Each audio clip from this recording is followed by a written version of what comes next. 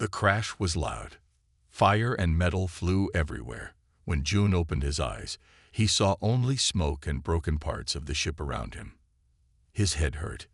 His body felt heavy, but he was alive. "Hello," he called out. "Anyone there?" No one answered. The other 5 crew members were gone. June checked the ship's systems. No power, no radio, no way to call Earth for help.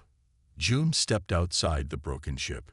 The air felt warm and a bit thick, but he could breathe it. The sky above him was a deep purple color. Strange trees with blue leaves grew tall around the crash site. This planet looked a bit like Earth, but everything was different. "I need water and food," June said to himself. He went back to the ship and found his emergency pack. It had some food, water, and basic tools. "This will last maybe a week," he thought. June walked away from the ship to look around. The ground felt soft under his boots. Small creatures that looked like insects with 6 wings flew past him. He recorded everything with his small device. Even if he never made it home, maybe someone would find his notes someday. After walking for an hour, June found a small stream. The water looked clear. He tested it with his tools. It seemed safe to drink. As he bent down to fill his bottle, he heard a soft sound behind him.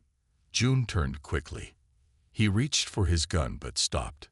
Standing there was not an animal. It was a being that looked almost human. It stood on 2 legs and had 2 arms. But its skin was pale blue. Its eyes were large and silver, with no white parts.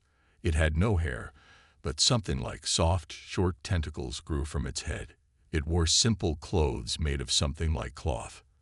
It was a female, June could tell. She stood very still, watching him with those big silver eyes. She did not seem afraid, just curious. June slowly raised his empty hand to show he meant no harm. "Hello," he said. "My name is June." The alien female tilted her head. She stepped closer. Her movements were smooth and careful. She pointed to herself and made a sound. "Nari." "Nari," June repeated. "That's your name?" Nari nodded. She understood his question somehow. She pointed to him. "June," he said again. She smiled. Her teeth were white, much like human teeth. "June," she said, her voice soft and musical.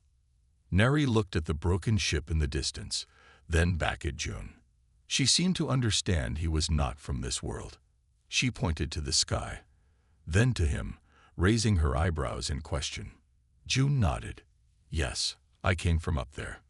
From another world." Nari seemed excited. She pointed in another direction, then made a motion like she wanted him to follow her. June thought for a moment. He had nowhere else to go. His ship was broken. He was alone on this strange planet. Following this alien might be dangerous, but staying alone was also dangerous. "Okay," he said. "I'll come with you." Nari smiled wider. She waited for him to gather his things, then started walking. June followed her through the blue forest. After about 2 miles, the trees opened up to show an amazing sight. Huge tree-like plants grew in a circle. But they were not just trees. They had been shaped into homes. Bridges connected them high above the ground. Small lights glowed from openings in the living structures. Nari turned to see June's reaction. His mouth was open in wonder. "This is your home?" he asked. Nari nodded. She held out her hand to him. June took her hand. It felt warm, with 6 fingers instead of 5. She led him toward the tree city, to her home, and into a new life he could never have imagined. Nari led June up a spiral path that wrapped around the largest tree. The bark felt warm under his hand as they climbed higher. Other blue-skinned beings stopped to stare at June. Some looked afraid. Others seemed curious. They have never seen a human before, June thought. At last, they'd reached an opening in the tree. Nari gestured for June to enter. Inside was a home unlike any he had seen. The walls were alive, made from the inner wood of the tree. Soft light came from glowing plants that hung from the ceiling. The furniture grew out of the floor and walls. "This is your home?" June asked. Neri nodded. She walked to a table and picked up a small device. She spoke into it, then handed it to June. He heard strange sounds, then words in his own language. "Welcome, Star Traveler. This is Simple Translator. Not perfect. We learn." June's eyes widened. "You have translation technology." Neri smiled. "Yes. We Doma meet other beings sometimes. We make tools to speak." "Doma? Is that what your people are called?" "Yes. We are Doma. This world is Mira. You are human, from planet Earth." Neri repeated the word, her silver eyes shining with interest. She showed June around her home. One room had plants growing in pots. Another had a pool of clear water built into the floor. "For clean," Neri explained. "You may use." June was grateful. He had not bathed since the crash. Neri brought him food, fruits and something like bread. It was tested with his tools and found safe to eat. The fruit tasted sweet and tangy. "Our scientists study all life," Neri said through the translator. "Your body is like Doma in many ways. What we eat, you can eat." As they ate, June asked questions about the Doma. He learned they lived in groups called circles. Each circle was led by the oldest female. Doma lived in harmony with their world, shaping living trees into homes instead of cutting them down. "We help trees grow. Trees help us live," Neri explained. "All life connected. On Earth, many humans build by cutting trees and using dead materials," June said. Neri looked sad. "Trees feel pain when cut. Better to ask them to grow for you." June was about to ask how one asks a tree to grow when there was a sound at the entrance. Another Doma stood there, taller than Neri with darker blue skin.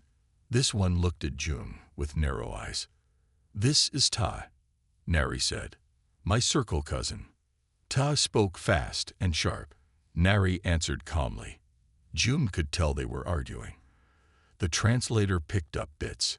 "Dangerous. Outsider. Council must know." Finally, Neri turned to June. "Ta fears you. Many Doma will fear what they do not know." "I mean no harm," June said. "My ship crashed. I just want to survive until my people can find me." Neri translated for Ta, who snorted and said something else before leaving. "What did Ta say?" June asked. "Ta says outsiders always say they come in peace. Then they bring trouble." Neri sighed. "Last visitors to Mira came with weapons. Tried to take our healing plants. We had to make them leave." "I'm not like that," June said. Neri studied his face. "I believe you, but Council will want to see you, to decide if you can stay." "What Council?" "Oldest females from all circles. They make big choices for all Doma. And if they decide I'm dangerous." Neri looked away. "Then you must return to your broken ship and wait there." June felt cold fear. Alone at the crash site, his supplies would not last long. "When will this council meet me?" "Tomorrow," Neri said. "Rest now. I will help you speak to them." She touched his hand with her six-fingered one. "Do not worry. I feel you have good heart." June nodded, but inside he worried. His life now depended on convincing alien elders he was not a threat. He looked out the window at the purple sky and wondered if he would ever see Earth again. June woke to strange sounds. Birds.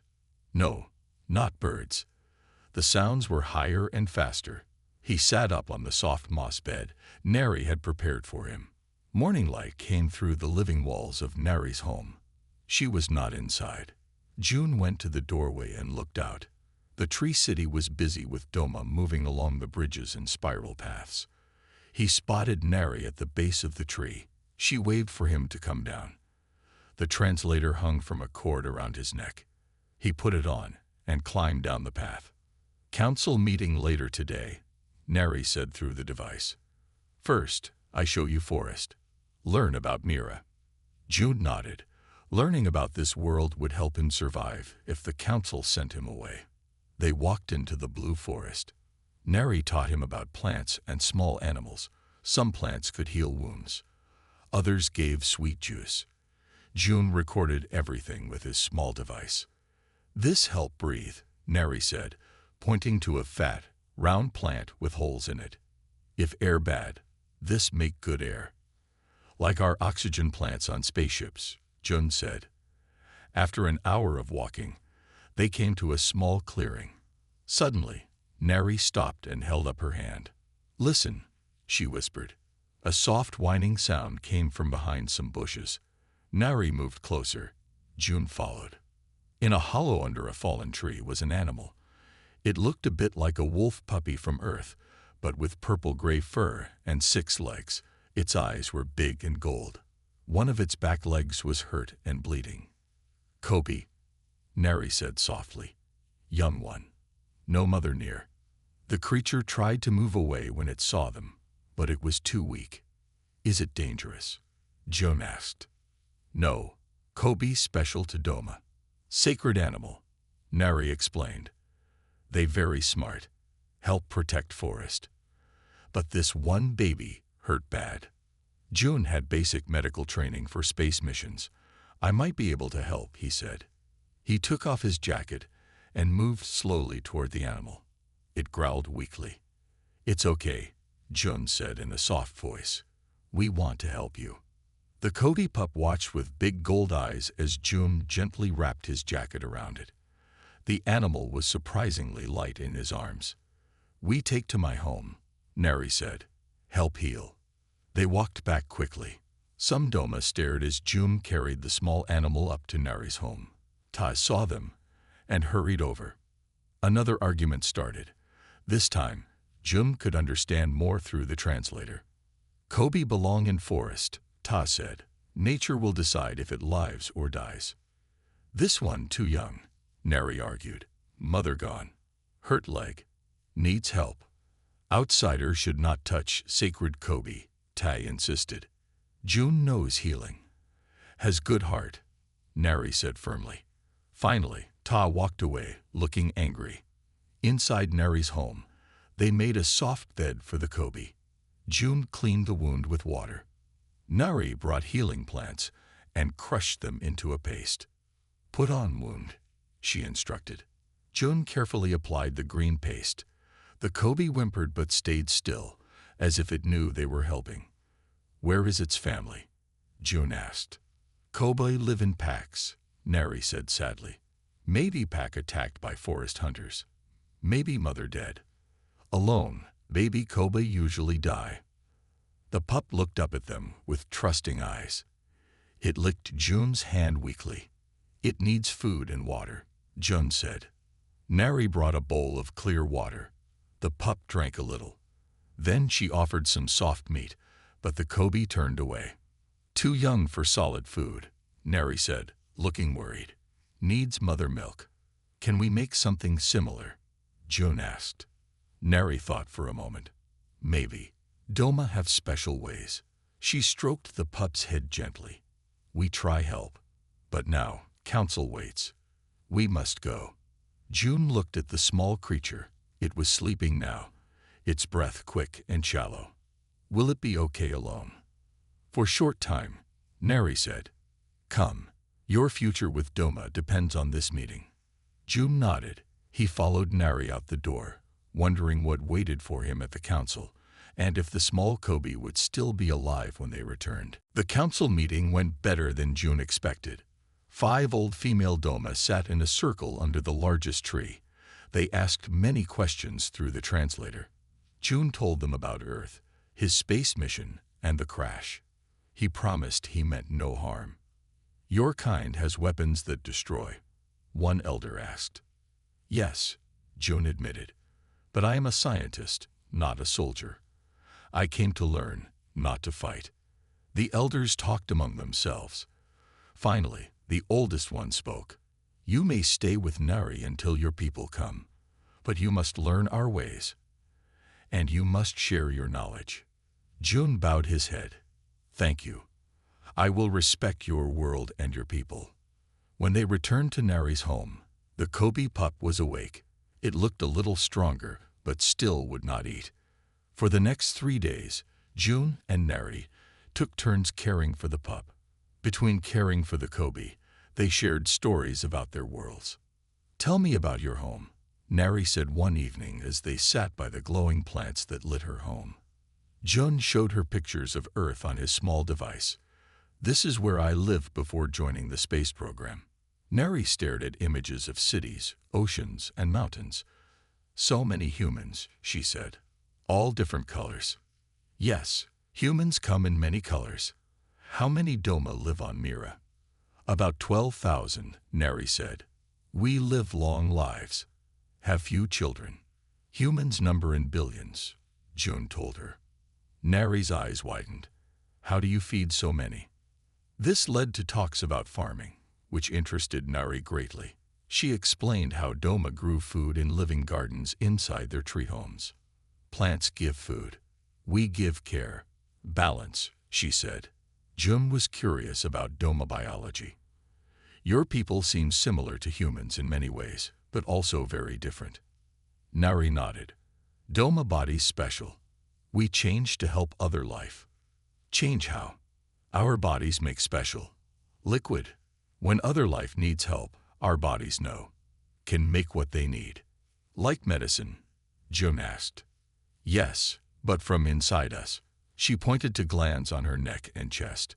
"These make healing liquids for plants, animals, even other Doma who are sick."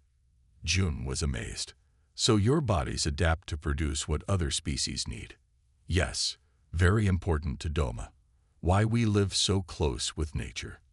Their talk was interrupted by a weak cry from the Kobe pup. It seemed worse today. Its gold eyes looked dull, and it barely moved when June checked its wound.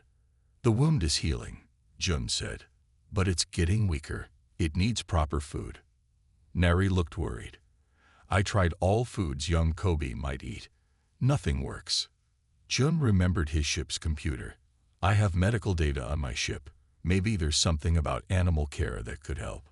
The next morning, they walked to the crash site. Parts of the ship still worked, including one computer. June searched for information about caring for orphan mammals. On Earth, baby mammals need milk from their mothers. He explained to Neri. "Each species' milk is different. Without the right milk, babies can't grow." "Same for Kobe," Neri said sadly. "Without mother milk, pup will die." June searched more. "Maybe we can make something similar." "What do adult Kobe eat?" "Small animals, some plants, fungi from old trees." June entered this information into the computer. After some time, it showed results. The computer says Kobe milk would have high fat, special proteins, and nutrients from the forest foods. He looked at Neri. "Is there any way to copy this?" Neri was quiet for a long time. Then she touched the glands on her chest. "Maybe. Doma bodies can change. Make what other life needs." She looked thoughtful. "I need to ask oldest elder. She knows old ways." "Will she help?" June asked. "Ta said we should leave the Kobe to nature." "Not all Doma think like Ta," Neri said. "Long ago, Doma helped many animals this way. It is old knowledge." She stood up. "Come. We must hurry. Pup grows weaker." They walked back to the tree city, the sun setting behind them. June wondered what Neri meant by old ways and how they might save the dying Kobe pup. The oldest elder lived at the top of the tallest tree. Her name was Mina. Her blue skin had faded to a pale color, almost white. Her silver eyes looked wise and kind. Neri spoke to her in their language while June waited. The translator picked up only some words. Kobe, old ways, change body. Mina listened, then looked at June. "Human," she said through the translator. "You care for this Kobe pup." "Yes," June said. "It deserves a chance to live." Mina nodded slowly. "Long ago, before technology, Doma women saved many young animals. Our bodies can change. Make what others need." She turned to Neri. "But it is hard. Painful sometimes." "Are you sure?" "Yes." Neri said. I want to try. Mena went to a shelf and took down a small pot. Inside was a thick, dark blue liquid. Put this on your chest glands twice each day. Think of the Kobe. Feel its needs. Your body will understand. They thanked Mina and returned to Neri's home. The Kobe pup was very weak now. It barely opened its eyes when they entered. We must act fast, Neri said. She took the blue liquid and went to another room. June stayed with the pup, stroking its soft fur. He had seen many strange things since coming to this world, but he still did not understand what Neri planned to do. 3 days passed. Each day, Neri put the blue liquid on her chest glands. Each day, she spent time sitting with the Kobe pup, holding it close to her body. The pup grew weaker. June feared it would not survive another day. On the 4th morning, June woke to find Neri's bed empty. He heard soft sounds from the next room. He went to look and stopped at the doorway, surprised by what he saw. Neri sat in a chair, holding the Kobe pup close to her chest. The front of her clothing was open. The pup was suckling at one of the glands on her chest. A thin white liquid flowed from the gland. The pup drank eagerly. June gasped. Neri looked up. It's working, she said softly. My body understood what the pup needs. Made milk for it. June was speechless. He knew about mammals on Earth, how mothers made milk for their babies. But this was different. Neri was not the same species as the Kobe, yet her body had changed to save the dying animal. This is amazing, June finally said. On Earth, only mothers can feed their own babies this way. Doma bodies are different, Neri explained. We connect with all life. Long ago, our mothers saved many animals this way. The elders kept this knowledge. The Kobe pup finished feeding and looked up at Neri. Its gold eyes were brighter now. It made a small, happy sound. It's already stronger, June said. Your milk is saving it. Neri smiled. Not just milk. Connection. The pup feels safe now. Knows it has a new mother. June sat down nearby, still amazed. In all my years studying science, I never imagined anything like this. Your people can change your biology to help another species. All life is connected, Neri said. Doma just remember this better than most. The pup fell asleep in Neri's arms, its breathing stronger and steadier. What will happen now? June asked. I must feed the pup for many days. It will grow strong. Learn to eat solid food. And then? Neri looked thoughtful. Then we teach it to live in both worlds, forest and our home. It will be a bridge between Kobe and Doma. She looked at June. Like you are a bridge between human and Doma. June smiled, but his smile faded as they heard voices outside. One was Taz, sounding angry. Some Doma will not understand, Neri said, covering herself and the sleeping pup. They think old ways should stay in the past. What will they do? June asked, suddenly worried. They might try to take the pup, Neri said, or worse, make you leave. The voices grew louder. June stood up, ready to protect Neri and the Kobe pup. He would not let anyone harm this new family that had formed across the stars. Tai entered the room with 4 other Doma. They stopped when they saw Neri holding the Kobe pup. What have you done? Tai asked, eyes wide with shock. I saved the pup, Neri said calmly. The old way. The other Doma whispered among themselves. Some looked angry, others curious. This is not right, Ta said, using sacred mother-giving for a forest animal. And in front of an outsider. June stepped forward. Neri has done something amazing. On my world, this would be impossible. Your world is not our concern, Ta snapped. This breaks old rules. One of the other Doma, a female with dark blue skin marked with light spots, moved closer to look at the pup.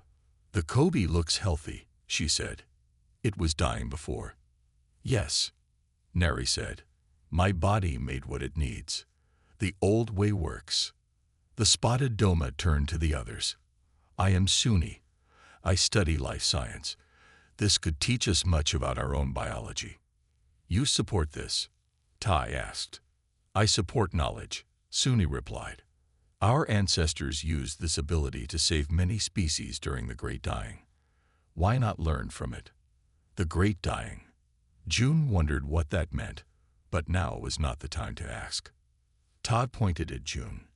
And what of the human? An outsider should not see our sacred ways.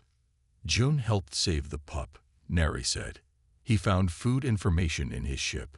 Without him, I could not have made the right milk. Suni looked at June with new interest. Your knowledge helped. Would you share more about your world's animals? Of course, June said. On Earth, many scientists study how to help endangered species. Endangered. This means animals that might die out. Suni asked. Yes, we try to save them when we can. The Kobe pup woke up and made a small noise. Everyone watched as it climbed up Neri's arm and looked around with bright gold eyes. It seemed much stronger already. See how it trusts her, Suni said. The bond is forming. One by one, the other Doma moved closer to see the pup. Their anger seemed to fade as they watched the small animal. It sniffed at them, curious, but not afraid. Only Taz stayed back. The council must hear of this. Using old ways for a forest animal breaks tradition. Then we will speak to the council, Neri said. The pup deserves to live, and the old ways deserve to be remembered. Tai left, but the others stayed. They asked many questions about the pup, about earth animals, and about how June had helped. Later, when they were alone again, June asked Neri, "What is the Great Dying?" Long ago, before we had much technology, a poison cloud came from the sky. Many plants and animals died. Doma women used their bodies to feed many baby animals whose mothers were gone. They saved whole species this way. And that's why the Kobe are sacred. Yes, Kobe were almost all gone. Only 12 pups lived. Doma mothers fed them, raised them. Without this, Kobe would be lost forever. June thought about endangered animals on Earth. On my world, we use technology to try to save species, but it doesn't always work. Sometimes the simplest ways are best, Neri said. Bodies know things machines do not. Over the next few days, the Kobe pup grew stronger. It played and explored Neri's home. Its leg healed fully. Suni visited often, bringing other science-minded Doma to see the pup and talk with June about Earth biology. Word spread through the Tree City. More Doma came to see the human and the Kobe pup that Neri had saved. Many were curious about how June's knowledge had helped. You are changing minds, Neri told him one evening. They see now that outsiders can bring good things. June smiled. And I've learned so much from your people. The way your bodies can adapt, it's beyond our science. The Kobe pup jumped into June's lap and curled up to sleep. It trusted him now, almost as much as it trusted Neri. The council meets tomorrow, Neri said. Ta has called for them to decide about the pup and about you. Are you worried? June asked. No, Neri said. The pup speaks for itself, and you have made many friends now. June stroked the sleeping pup's fur. He hoped Neri was right. His future on this world might depend on it. The council meeting was larger this time. All 5 elders sat in the center. Around them stood many Doma, including Tai and Suni. Nari held the Kobe pup in her arms. June stood beside her. Mina, the oldest elder, spoke first. We meet to discuss 2 matters: the use of old ways to save a Kobe pup, and the continued stay of the human among us. Ta stepped forward. The old ways were meant for times of great need, not for one forest animal, and not to be shared with outsiders. Some Doma nodded in agreement. Suni spoke next. The old ways show the true heart of Doma. Our bodies can help other life. Why forget this gift? And the human helped save the pup with his knowledge. The elders asked many questions. Nari explained how she fed the pup. June told how he found information about animal milk in his ship's computer. The Kobe pup watched everyone with bright gold eyes. It seemed to understand they were talking about it. When one elder asked to see it closer, the pup jumped from Mary's arms and walked to the elder. It sat down in front of her and made a soft sound. The elder smiled. The pup shows no fear. It trusts us. Just then, a young Doma ran into the meeting. "Ships," he called out. "In the sky." Everyone looked up. Through gaps in the trees, they could see 3 small ships flying over the forest. "More humans?" someone asked. "Yes," Jim said, looking up. "Those are search ships from my people. They found me." The Doma began to talk all at once. Some looked afraid, others curious. Ta pointed at June. "See, now more outsiders come. This is how it starts. Soon they will want our land, our plants." "No," June said firmly. "They only look for me. They think I am alone and hurt." Minna raised her hand for quiet. "Can you speak to these ships? Tell them our wishes. If I can reach my crash site," June said. "My radio might work now." "And what will you tell them?" Ta demanded. June looked at Nari, at the Kobe pup, at all the Doma. "That depends on what you want. If you wish me to leave, I will go. If you allow me to stay longer, I will ask them to wait." The elders talked among themselves. Then Minna spoke. "We must decide quickly. Tai, what do you fear most from these humans? That they will bring weapons, take our healing plants, hurt our world like the last outsiders tried to do." "June, what do your people want most?" Minna asked. "Knowledge. Understanding of new worlds and life. Yes, some humans might want your plants or resources, but the best of us seek only to learn and share what we know." Suni stepped forward. "The human speaks truth. He helped save the Kobe pup, shared his knowledge freely. His people might bring good things." The ships flew closer. Soon they would see the tree city. "We must vote," Minna said. "Who says the human must leave now?" Tai and some others raised their hands. "Who says the human may stay, and his people may visit under our rules?" Suni, Nari, and more Doma raised their hands. It was more than those who wanted June to leave. "It is decided," Minna said. "June may stay, his people may visit, but only a few, and they must follow our rules." "I will make sure they understand," June promised. Suddenly, the Kobe pup ran to the center of the circle. It stood tall on its 6 legs and made a loud, clear call. The sound rang through the trees. All the Doma looked shocked. "What's happening?" June asked Nari. "The call," Nari whispered. "It's the alpha call. Only the leader of a Kobe pack makes this sound." From far in the forest came an answering call. Then another, and another. The wild Kobe respond. Minna said, amazed. They recognized this pup as special. "What does it mean?" June asked.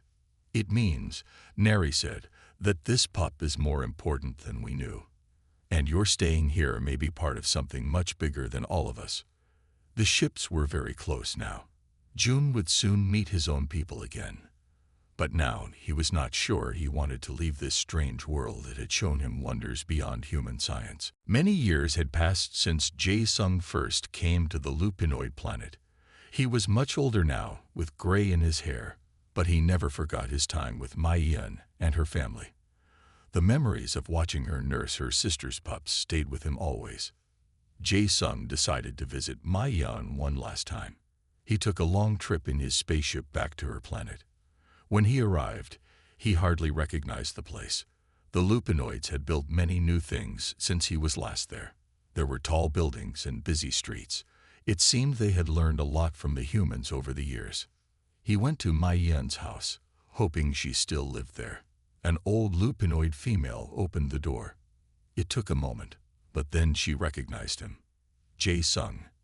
Mai-yeon barked happily. "My old friend, please come in." Inside, the house was full of life. Pups of all ages were running around, playing and yipping. Adult lupinoids washed over them, laughing. Jae-sung realized these were the pups Mai-yeon had nursed all those years ago. Now they had pups of their own. Mai-yeon led Jae-sung to a comfortable seat. They had a lot to talk about after so long. She told him all about her family and how much the pups had grown. Jae-sung told her about how things had changed back on Earth since meeting the lupinoids. As they talked, Jae-sung couldn't help but think back to that day long ago when he watched Mai-yeon nurse the pups. He still remembered the shock he felt and the amazement when he understood what it meant. "You know, Mai-yeon," he said softly, "I learned so much from you and your family. Seeing the way you cared for your sister's pups, even nursing them yourself, it changed me. It changed the way I thought about family and love." Mai-yeon tilted her head. "Of course I nursed them. They were hungry. They needed milk. I had milk to give. It's what anyone would do." Jae-sung smiled. "But that's just it. It's not what anyone would do. Not among humans, at least. Most of us, we wouldn't know how to be that selfless, that loving. You showed me that day what it really means to be a family, and it changed everything, not just for me, but for humans and lupinoids." He looked around at the house full of generations of happy, healthy lupinoids. "Your love, your compassion, it made all this possible. This family, this future, and the bonds between our peoples, all because of the simple, natural way you cared for those pups." Mai-yeon blinked her old eyes and nuzzled Jae-sung gently. She may not have fully understood the significance of what she had done, but she knew that Jae-sung was right. Love, in all its forms, had the power to change worlds.